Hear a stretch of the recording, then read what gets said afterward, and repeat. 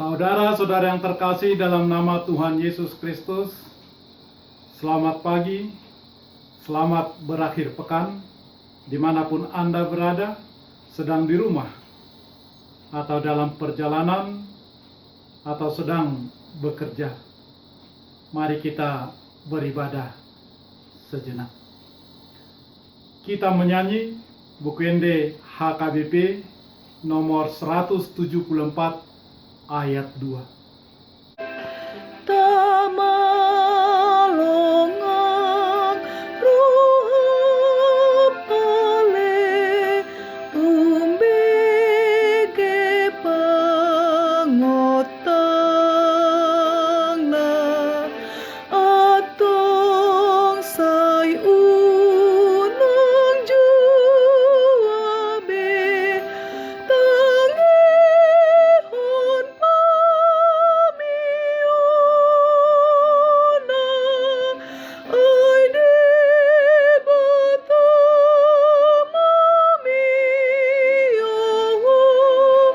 di baheni sayro maho sayro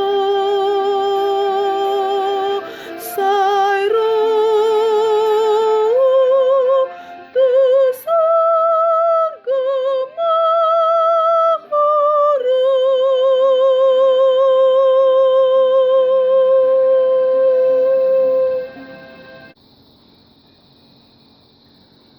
Kasih karunia dan damai sejahtera Allah Bapa dan dari anaknya Tuhan Yesus Kristus menyertai saudara-saudara. Amin. Saudara-saudara, renungan harian Sabtu 6 Juni 2020 dari kitab 1 Korintus 2 ayat 7 mengatakan, "Tetapi yang kami beritakan ialah hikmat Allah yang tersembunyi dan rahasia, yang sebelum dunia dijadikan telah disediakan Allah bagi kemuliaan kita." Demikian firman Tuhan. Sedang terjadi konflik di tengah jemaat Korintus antara jemaat Kristen berlatar belakang Yahudi dengan jemaat Kristen berlatar belakang non-Yahudi tentang siapa yang lebih berhikmat, lebih bijaksana di antara mereka.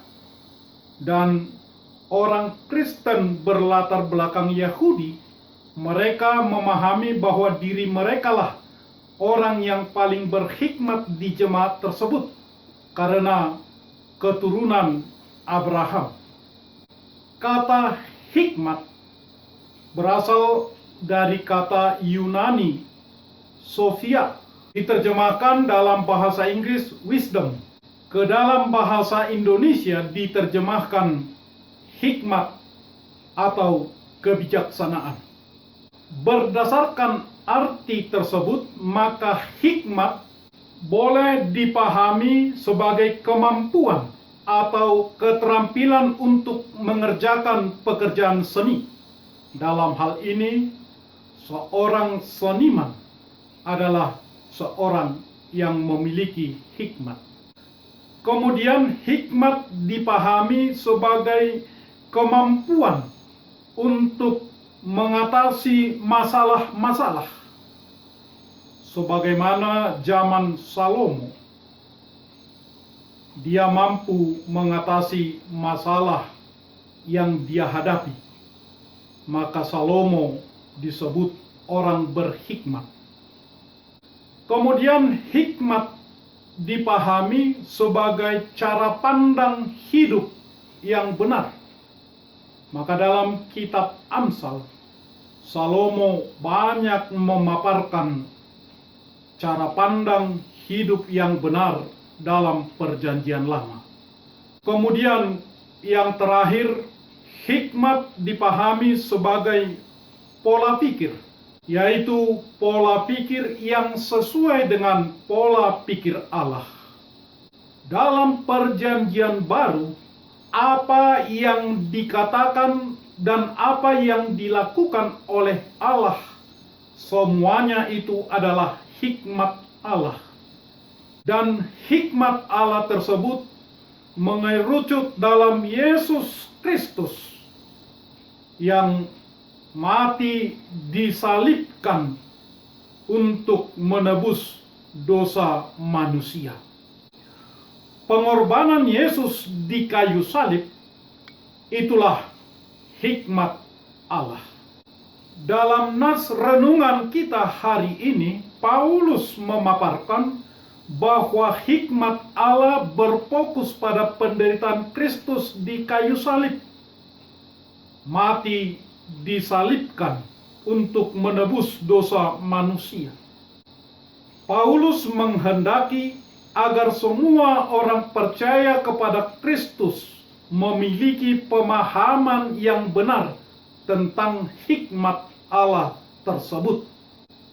Karena hikmat Allah tersebut tidak didasarkan oleh pengetahuan dan di dalam pengetahuan manusia, tetapi dalam pengetahuan Allah yang maha tinggi, maha luas, tak terselami.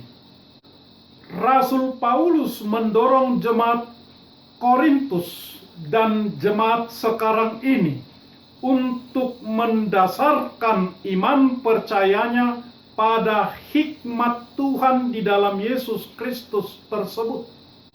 Hikmat Tuhan itu tersembunyi. Sebelum dunia diciptakan, hikmat itu sudah ada. Dan itu disediakan bagi setiap orang yang mengasihi Allah. Hikmat manusia tidak dapat menyelaminya. Kecerdasan dan kepintaran manusia tidak dapat menjangkaunya. Bahkan penguasa dan orang pintar zaman Yesus tidak dapat mengerti akan hikmat tersebut, sehingga mereka menangkap Yesus dan menyalibkannya. Rasul Paulus mengutip pemikiran Yesaya pasal 64 ayat 4 sampai ayat 5 yang mengatakan, "Tidak ada telinga yang mendengar dan tidak ada mata yang melihat seorang Allah yang bertindak bagi orang yang menanti-nantikan Dia. Hanya Engkau yang berbuat demikian. Engkau menyongsong mereka yang melakukan yang benar dan yang mengingat jalan yang Kau tunjukkan.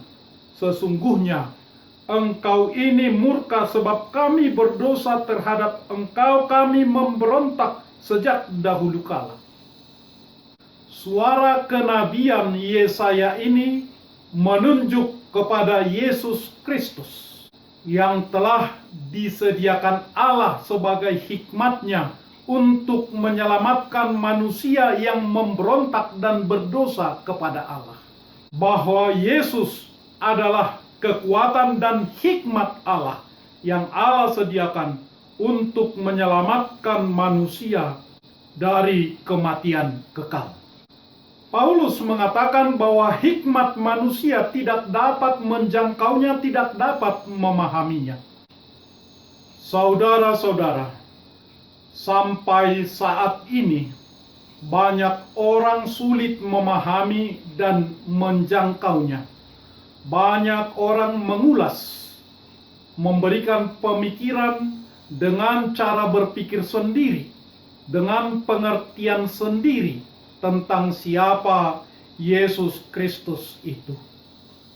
Ada orang memahami Yesus itu hanya sebagai guru.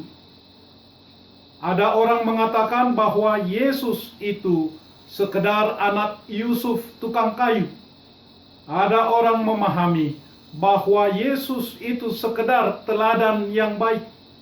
Bagi kita orang percaya, Yesus adalah Tuhan dan Juru Selamat kita. Dan Roh Kuduslah yang menolong dan membimbing kita untuk mengaku bahwa Yesus Kristus adalah Tuhan, Juru selamat kita. Saudara-saudara, untuk kita tetap kokoh dan kuat mengaku bahwa Tuhan adalah juru selamat kita, kita harus membutuhkan pertolongan dan penyertaan Roh Kudus. Selamat bersaksi, Yesus adalah Tuhan dan juru selamat kita dimanapun kita berada. Amin. Marilah kita berdoa. Ya Tuhan Allah Bapa kami melalui Yesus Kristus, tolonglah kami jemaat-Mu untuk tidak pernah meragukan bahwa Yesus Kristus adalah hikmat Allah yang Tuhan sediakan menyelamatkan orang berdosa. Dan kami boleh melakukan seperti yang Tuhan inginkan dalam kehidupan kami. Kasihanilah kami Tuhan, berilah kami kekuatan untuk taat kepadamu dan mengasihi sesama kami manusia dan seluruh ciptaan-Mu. Terimalah doa kami, dalam nama Yesus Kristus Tuhan kami. Amin. Marilah kita menyanyi buku nyanyian HKBP nomor 174 ayat 2. Hatimu patut bersyukur menyambut panggilannya. Jangan keraskan hatimu, penuhi panggilannya. Allahmu telah mengundangmu, jangan berdalih, datanglah segera,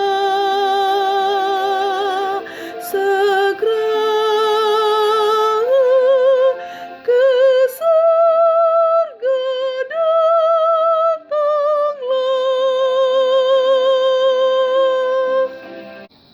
Anugerah Tuhan kita Yesus Kristus, kasih setialah Bapa, dan persekutuan dengan Roh Kudus menyertai saudara-saudara.